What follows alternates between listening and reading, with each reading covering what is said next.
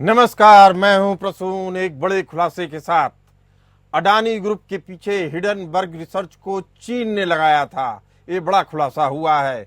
सवाल है कि अमेरिका में चीनी हितों के लिए लॉबिंग करने वाली अनला चेंग और उसके पति की कंपनी किंगडम कैपिटल ने किसके इशारे पर अडानी ग्रुप पर रिसर्च करने के लिए हिडनबर्ग रिसर्च को हायर किया था। आपको बता दें कि अनला चेंग पर अमेरिका में चीन के लिए जासूसी करने की जांच चल रही है। तो सबसे पहले जानते हैं कि अनला चेंग है कौन। चीनी मूल की अनला चेंग अब अमेरिकी नागरिक है, जो अमेरिका में चीनी लॉबिस्ट की भूमिका निभाती है। अनला चेंग का पति अमेरिकी नागरिक मार्क किंगडन है, जो किंगडम कैपिटल का मालिक भी है। मार्क किंगडन की बीवी अनला चेंग पर अमेरिका में जासूसी की जांच चल रही है। मार्क किंगडन की पत्नी अनला चेंग निजी इक्विटी फर्म सीनो सेंचुरी की पार्टनर भी है।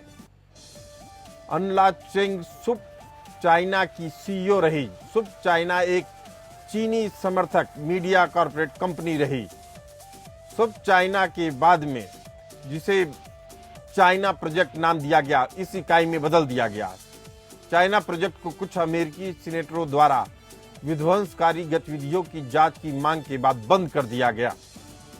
यह चीन की कम्युनिस्ट पार्टी से संबंधित थी और कई कम्युनिस्टों को उन्होंने अमेरिका में शरण भी दी।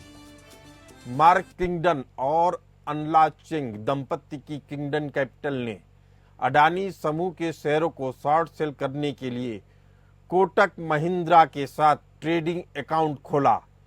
इस दौरान अडानी पर रिपोर्ट तैयार कराकर हिडनबर्ग रिसर्च ने मार्केट में अफरा तफरी मचाई और शेयरों को शॉर्ट सेल करके करोड़ों अरबों रुपए कमाए। हालांकि इस दौरान भारतीय खुदरा निवेशकों का लाखों करोड़ों रुपए डूब गया। इसके लिए किंगडम कैपिटल के मालिक मार्क किंगडन और उनकी पत्नी, जो चीनी मूल की अनला चेंग है, ने अडानी ग्रुप पर रिपोर्ट तैयार करने के लिए हिडनबर्ग रिसर्च को हायर किया। किंगडम कैपिटल ने अडानी समूह के शेयरों को शॉर्ट सेल करने के लिए कोटक महिंद्रा के साथ ट्रेडिंग अकाउंट खोला। अडानी ग्रुप पर रिपोर्ट तैयार करके हिडनबर्ग रिसर्च ने मार्केट में अफरा तफरी मचाई और शेयरों को शॉर्ट सेल करके करोड़ों रुपए कमाए। हालांकि इस दौरान भारतीय खुदरा निवेशकों को लाखों करोड़ों रुपए का नुकसान हुआ।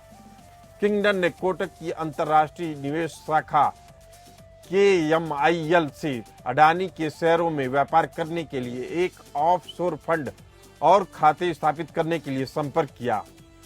इस प्रकार कोटक इंडिया अपॉर्चुनिटी फंड यानी KIOF अस्तित्व में आया। हिडनबर्ग रिपोर्ट तैयार होने से पहले KIOF ने मॉरिशस के रास्ते अडानी के शेयरों में बड़ी शॉर्ट पोजीशनिंग ली। व्यापार के लिए 40 मिलियन फंड किंगडम के मास्टर फंड द्वारा प्रदान किए गए। इसकी एक बड़ी शेयर होल्डिंग किंगडम परिवार के पास है, जिसमें मार्क किंगडम की हाई प्रोफाइल पत्नी अनला चेंग भी शामिल है। किंगडम कैपिटल और हिडनबर्ग रिसर्च को लेकर वरिष्ठ अधिवक्ता महेश जेठमलानी ने भी सनसनीखेज खुलासा किया। जेठमलानी ने खुलासा किया कि किंगडम कैपिटल के मालिक मार्क किंगडम और उनकी चीनी मूल की पत्नी अनला चेंग ने अडानी ग्रुप पर रिपोर्ट तैयार करने के लिए हिडनबर्ग रिसर्च को हायर किया था, जिसकी पुष्टि सेबी की नोटिस में भी होता है, जिसे हिडनबर्ग को भेजा गया था। जिसके जवाब से षड्यंत्र का जो पता चला वह और चौंकाने वाला रहा। भारतीय प्रतिभूति और विनियमन बोर्ड यानी सेबी द्वारा अमेरिकी शॉर्ट सेलर हिडनबर्ग रिसर्च को भेजे गए नोटिस में यह बात सामने आई कि उसने किस तरह से अडानी समूह को निशाना बनाया। इस खुलासे में किंगडम कैपिटल का नाम शामिल है। आरोप है कि अडानी को शॉर्ट सेल करने के लिए कोटक महिंद्रा बैंक का इस्तेमाल किया। हालांकि कोटक बैंक ने इससे इनकार किया। सेबी को हिडनबर्ग द्वारा प्राप्त किए गए जवाब से पता चला कि उसने किंगडम कैपिटल के साथ मिलकर अडानी समूह के खिलाफ साझेदारी की और उसके शेयरों की शॉर्ट सेलिंग कर करोड़ों डॉलर का फायदा कमाया। किंगडम कैपिटल कंपनी से जुड़े हैं कोटक के तार षड्यंत्र के बारे में कोडक को पता ही नहीं लगा। इस खुलासे ने किंगडन कैपिटल और इसके संस्थापक मार्क किंगडन और इसके वित्तीय हथकंडों के बारे में पता चलता है। साथ ही हिडनबर्ग का चीनी कनेक्शन भी सामने आया। इसी मुद्दे पर चर्चा करने के लिए हमारे साथ दो वरिष्ठ मेहमान मौजूद हैं। हेलो, हाँ, हमारे साथ मौजूद है बैंकिंग एक्सपर्ट अश्विनी राणा जी और करोड़ी सिंह जी, विदेशी मामलों के जानकार हैं। अश्विनी राणा जी, पहला सवाल यही कि क्या सेबी चूक गया अपनी भूमिका निभाने से, जबकि उसकी जो पावर है, जो अथॉरिटी है उसकी यही है कि कौन किस कंपनी में निवेश कर रहा है, किस तरीके से शॉर्ट सेलिंग का मामला तो नहीं हो रहा है। अश्विनी राणा जी, देखिए क्या है, सेबी बिल्कुल चूका नहीं है। सेबी की अपनी लिमिटेशन है। सेबी देश के अंदर जो कुछ हो रहा है उसको तो वो सारी जांच कर सकता है, लेकिन विदेशों में जो खेल हो रहा है उसमें जब तक विदेशी एजेंसियां उसका सहयोग ना करें उसको कुछ भी उसमें प्राप्ति नहीं हो सकती। तो सेबी ने सुप्रीम कोर्ट के निर्देश के बाद भी जो कुछ इंटरनल इंक्वायरी थी अडानी ग्रुप की कंपनीज की कि किस प्रकार से वो सारा हुआ, उसका भी किया। उसमें भी उसको कोई इस प्रकार से अनवांटेड चीजें नहीं दिखी। जब उन्होंने वहां से जो जॉर्ज सोरोस की कंपनी है उनसे उसके बारे में जवाब मांगा तो उन्होंने वो जवाब जो है उनका कहना था कि हमने जो इंडिया के एक एनजीओ की हो वो जवाब दे दिया हुआ। यानी आप ये देखिए कि जो खेल खेलने वाले हैं इंटरनेशनल एजेंसीज जो है वो किस प्रकार से खेल रहे हैं, उसके ऊपर सेबी का या भारत सरकार का कोई भी कंट्रोल नहीं है। और जो लोग बाहर जाकर अपनी दूसरी कंपनियों के अकाउंट भी खोलते हैं विदेशों में, वहां पर भी कोई कंट्रोल नहीं है। तो इसी का फायदा उठाकर इस प्रकार के ये जो साजिश करने वाली है, तो अब सामने आ गया कि भाई 1 साल से ज्यादा हो गया कि सारी वो एक साजिश थी देश को आर्थिक जो प्रगति है उसको रोकने में। तो सेबी का रोल तो कहीं गलत नहीं है और सेबी ने जो नहीं, सेबी का रोल गलत नहीं कहा जा रहा है। सुनील राणा जी, जिस तरीके की लगाम लगाई जानी चाहिए थी वह लगाम लगाने में नाकाम रही। नहीं, कोई लगाम लगाने में नाकाम नहीं रही है। सेबी बता रहा हूँ कि जो देश में घटित होगा, जो देश में सेल परचेज होगी, जो ट्रांजेक्शन होगी, उसी के ऊपर तो कंट्रोल कर सकता है ना। विदेश में जो फंड के साथ खेलवाड़ करके उन्होंने जो साजिश किया उसके ऊपर सेबी का कोई कंट्रोल नहीं है। चलिए, हमारे साथ मौजूद है करोड़ी सिंह जी। करोड़ी सिंह जी, जो खुलासे अभी एक के बाद एक हो रहे हैं उससे तो साफ है कि अमेरिका में बैठकर चीनी एजेंट, जिसमें अनला चेंग का नाम आ रहा है, जो चीन के लिए लॉबिस्ट का काम करती है, वह एक ऑफशोर कंपनी बनाती है, उसमें कोटक महिंद्रा को इन्वॉल्व करती है, कहती है हमारे लिए शेयर खरीद फरोख्त करिए। एक तरीके से भारतीय कंपनी को जानबूझ के षड्यंत्र का, साजिश का हिस्सा बनाती है। और हम लोग आज की तारीख में भी कुछ करने की स्थिति में नहीं है। ऐसा है क्या करोड़ी सिंह जी? देखिए प्रसून जी, जो आपने अपनी रिपोर्ट में बताई और जो राणा साहब ने भी बताया कि सेबी कोई बहुत बड़ा सेबी का फेलियर नहीं है, सेबी की लिमिटेशंस हैं। लेकिन आज हम दुनिया में देखते हैं कि कॉरपोरेट हाउसेज इतने बड़े हैं कि छोटी से तो विभिन्न देशों की सरकारें हैं उनके सामने बहुत कमजोर पड़ती हैं। और इसलिए बहुत से देशों की सरकारें हैं वो अपने कॉरपोरेट हाउसेज को प्रमोट करने के लिए, उनके इंटरेस्ट को सर्व करने के लिए जो प्रयास करती हैं। और इसमें जो सबसे खतरनाक स्थिति लग रही है मुझे वो स्पाई वाला मामला है जी, क्योंकि इसमें नेशनल सिक्योरिटी कहीं न कहीं इन्वॉल्व होती है, हमारी सिक्योरिटी या हमारा राष्ट्र का हित। तो जब वो होता है तो हमारी राजनीति, सरकार और स्टेट कहीं खतरे में होता है। तो कॉरपोरेट सेक्टर में ऐसे शेयर के स्कैंडल या क्राइम्स होते रहे हैं लंबे समय तक, कोई अनयूजुअल नहीं है। आज अगर दुनिया में देखें, ब्लैक रॉक और वेंगार्ड जैसे इतने बड़े हाउसेज हैं, इतनी बड़ी कंपनियां हैं, उनके सामने बहुत से देशों का बजट है, वो भी उनके से कहीं कम है। करोड़ी तो सिंह जी, वो हम प्रभाव आपकी तो बात डालते से हैं। सहमत हैं, लेकिन अगर इस तरीके की कोशिशों पे लगाम नहीं लगाया जा सकता है तो ये मानना पड़ेगा भारत के जितने भी बड़े उद्योगपति हैं उनको कभी भी विदेशी एजेंसियां अपने एजेंडे पे ले सकती हैं, उनका नुकसान कर सकती हैं और भारत चुपचाप खड़ा खड़ा देखता रह जाएगा। नहीं, निश्चित रूप से प्रसून जी, जो महेश जेठमलानी जी ने अपने ट्वीट में लास्ट में जो बात कही है ना, वो बड़ी अलार्मिंग है जी। उन्होंने यहाँ तक कहा है कि अडानी समूह है वो चाइनीज स्टेट की जो बहुत सी कंपनियां हैं बिडिंग में उनसे वो चाइनीज स्टेट पिछड़ रहा था, इसलिए चाइना ने ये स्पाई किया है। और उससे आगे महेश जी ने जो इंडी अलायंस को भी उससे जोड़ने की प्रयास किया, तो इससे ऐसा लगता है कि चाइना भारत की जो चुनावी प्रक्रिया है और राजनीतिक प्रक्रिया है उसमें भी हस्तक्षेप कर रहा है। लेकिन वो मुझे लगता है कि अभी प्री मैच्योर स्टेटमेंट है, उसके लिए बहुत ज्यादा इन्वेस्टिगेशन की जरूरत है कि किस रूप में चाइना भारत की राजनीति में या राजनीतिक प्रक्रिया में हस्तक्षेप करना चाहता है। आर्थिक प्रक्रिया अलग है, राजनीतिक प्रक्रिया अलग है। अगर राजनीतिक प्रक्रिया में हो रहा है तो भारत की सुरक्षा को सबसे बड़ा खतरा है। तो इसके अगर आर्थिक रूप से चोट पहुंचा दिया जाएगा तो राजनीति का तो यही मतलब है ना कि बिना हमला किए या अपने सामने वाले को परास्त कर दो। तो अगर आर्थिक रूप से भारत कमजोर हुआ, भारत की कंपनियां कमजोर होती हैं तो सीधा असर भारत की अर्थव्यवस्था पर पड़ेगा, उसका असर सीधा सेना और रक्षा के क्षेत्र में पड़ेगा। निश्चित रूप से प्रसून जी यही है, इसीलिए इनको तय में जाना चाहिए, सत्य तक पहुंचना चाहिए कि वास्तविक स्थिति क्या है। ये तो सही है कि हर वास्तविक स्थिति तो क्लियर हो चुकी है, सेबी ने नोटिस भेजा है करोड़ी सिंह जी, सेबी ने नोटिस भेजा, उसमें खुलासे हैं, उसको लिंकअप किया है, किंगडम कैपिटल के जरिए खुलासा किया है। और किंगडम कैपिटल में कौन लोग हैं उसका भी खुलासा हुआ है और मालूम चला कि उसके तार तो चाइना से जुड़ रहे हैं। तो अब तो खुलासा हो चुका है जी। ये प्रसून जी इसमें मेरे ख्याल से हम बहुत जल्दी जजमेंट पे आ रहे हैं। जजमेंट में आने से पहले कुछ और इन्वेस्टिगेशन की जरूरत है, क्योंकि हिंडनबर्ग ने जो जवाब दिया है सेबी को, वो ये कहता है कि इंडियन कॉरपोरेट जो पावरफुल हैं उनको बचाने का प्रयास है। तो अभी भी हमारे को ज्यादा इन्वेस्टिगेशन की जरूरत है, क्योंकि देखिए हर देश का एक स्पाई नेटवर्क होता है, जासूसी नेटवर्क होता है, वो काम करते हैं, लेकिन वो हमारे यहाँ कितना अफेक्ट करते हैं और कहाँ कहाँ हैं, इसलिए हमें इसके और तार आगे जुड़े होंगे। ये यहीं खत्म नहीं हुआ है जी जी। अगर है तो ये यहीं खत्म नहीं हुआ है, और गहराई में जाके हमें पूरी तय तक जाके इसको कंट्रोल करना चाहिए।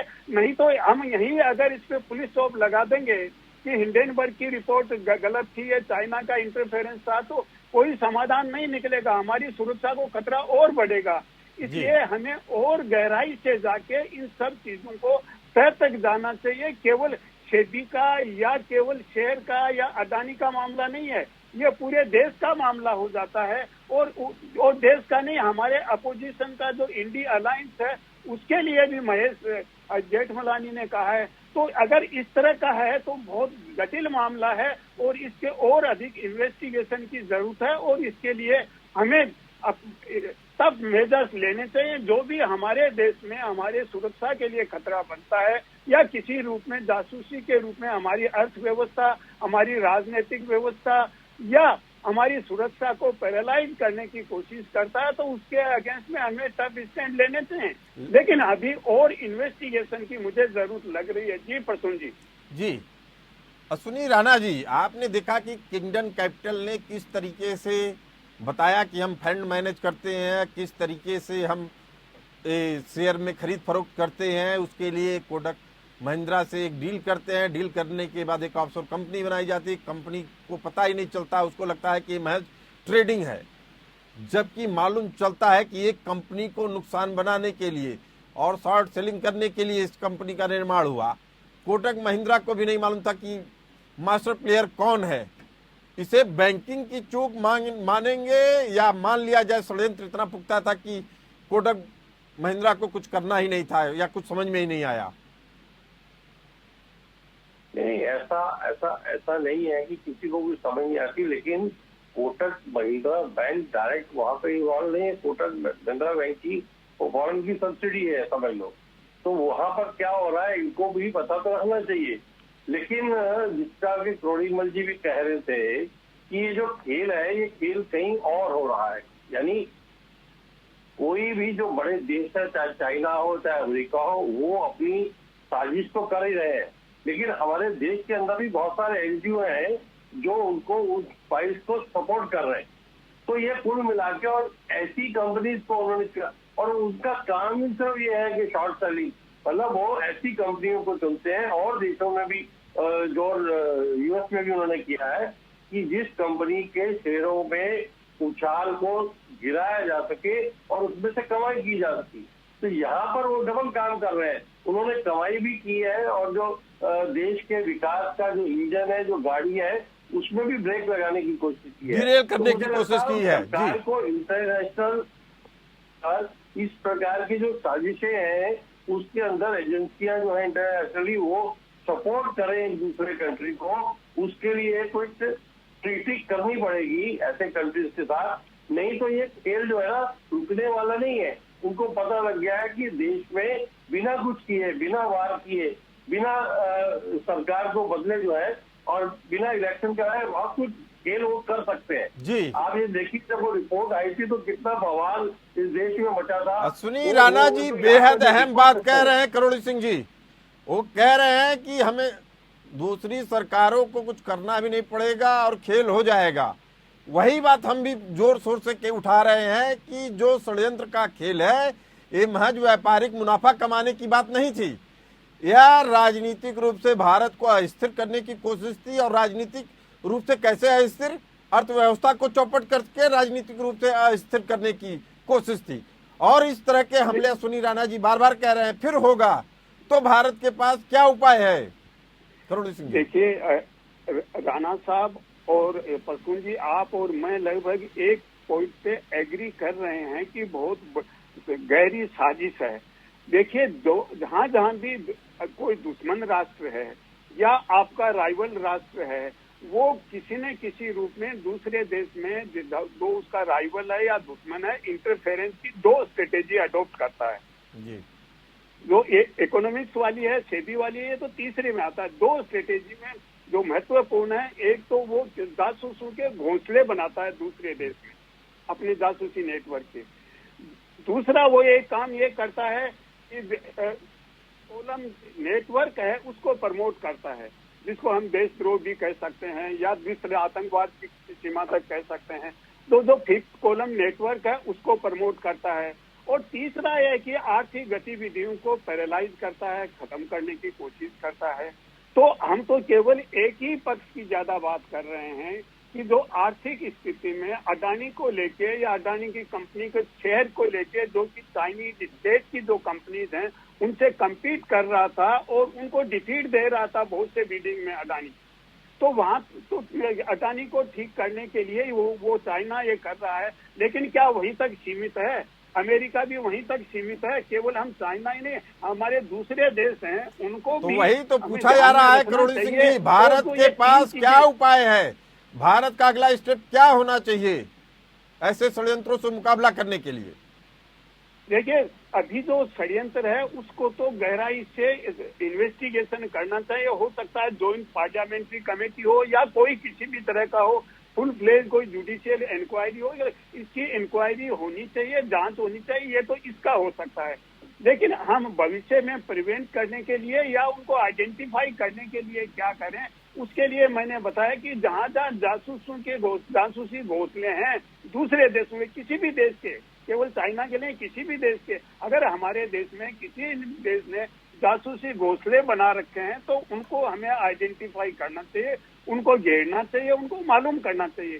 दूसरा, जो फिफ्थ कॉलम को प्रमोट कर रहे हैं, इस तरह का कहीं नेटवर्क बनता लग रहा है तो वो हमारे को काउंटर इंटेलिजेंस के थ्रू करना चाहिए। हमारी इंटेलिजेंस भी है, हमारे पास आईबी है, हमारे पास रा है, तो उनको प्रोएक्टिव होके काम करना चाहिए। निश्चित रूप से कर भी रहे होंगे, क्योंकि बहुत सी सूचनाएं प्रसून जी आप और हमारे सामने या मीडिया के सामने नहीं आती हैं। तो निश्चित रूप से हमारा स्टेट भी, हमारी सरकार भी प्रयास कर रही होगी, लेकिन हमें और ज्यादा सतर्क रह के इंटेंसिफाई करना चाहिए कि हमारे देश में कहीं कोई जासूसी नेटवर्क, फिफ्थ कॉलम नेटवर्क नहीं पनप रहा है, या हमारी अर्थव्यवस्था को चौपट करने के लिए, हमारे सामाजिक ताने बाने को डिस्टर्ब करने के लिए भी प्रयास होते हैं कि समाज में अव्यवस्था फैला दो, द्वेष फैला दो, अव्यवस्था फैला दो, समाज तो अपने चीजें आप ठीक है कमजोर करोड़ सिंह होगा। जी, लेकिन अभी भी एक महत्वपूर्ण सवाल है कि विदेश में रहने वाली एक कंपनी, अश्विनी राणा जी आपसे जवाब चाहेंगे कि विदेश में एक कंपनी जो कहती है कि मैं फंड, हम शेयर लेंगे, भारत के मार्केट में पैसा डालेंगे और मुनाफा कमाने की कोशिश है, और किसी एक बैंक से वो कांटेक्ट करती है और कांटेक्ट करके वो कहती है कि मुझे इस कंपनी का शेयर चाहिए, और ठीक उसी समय ही उस कंपनी की जांच हिडनबर्ग रिसर्च से करवाती है, 40 लाख का फंड ट्रांसफर किया जाता है और मास्टर फंड द्वारा, इसको किंगडन के मास्टर फंड द्वारा प्रदान किया जाता है। इसकी एक बड़ी शेयर होल्डिंग किंगडन परिवार के पास है, जिसकी मार्क किंगडन की पत्नी वो अनला चेंग हैं, शामिल हैं। ये पूरी ताने बाने को आपको देखकर नहीं लगता है कि ऐसी कोशिशें दोबारा भी हो सकती हैं और दोबारा भी हमारे हाथ खड़े हो जाएंगे कार्रवाई के नाम पे? अश्विनी राणा जी। जी देखिए, मैंने वो कहा कि जैसे पहले भी कहा है कि इसके लिए जो इंटरनल फोर्सेस है हमारे यहाँ जो काम कर रही हैं, उनके ऊपर भी नजर रखनी है। और जिस प्रकार से हमने स्विस बैंक के साथ ट्रीटी की थी कि वहां पर जो इंडियंस का जो अकाउंट है उसकी डिटेल हमें चाहिए, वैसे ही जो ये कंट्रीज जहां पर ये खेल हो रहा है, उन कंट्रीज के साथ हमें ट्रीटी करनी पड़ेगी कि इस प्रकार का जो इकोनॉमिकल ऑफेंस वहां पर हो रहा है, तो उसके लिए सपोर्ट या जानकारी वो वहां से उनकी एजेंसियां करवाएं। और जैसे करोड़ जी ने कहा कि रॉ है, बाकी जो इंटर वो अपना काम करेंगी और अच्छे तरह से भी काम करेंगी, लेकिन जब तक किसी देश के साथ हमारी ट्रीटी नहीं होगी इसके ऊपर कि वहां पर जो लोकल एजेंसीज है उनकी वो इस इकोनॉमिक ऑफेंस को जो है हमें सपोर्ट करेंगी, तो हमारे लिए यहाँ पर बैठकर और गणित बिठाना या कोई जांच करना वो संभव नहीं होगा।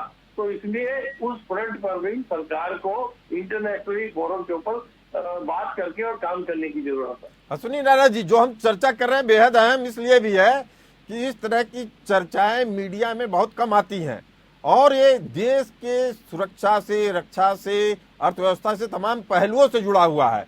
और हमारी चर्चा देश की सरकार को आगाह करने के लिए एक अलार्मिंग स्विच है, जहां आप इसको देखकर समझ सकते हैं कि अब आपको कब कैसे अपनी नीतियों को बदलना होगा। इस चर्चा में फिलहाल इतना ही, हमें दीजिए इजाजत। चलते रहिए एपीएन न्यूज के साथ।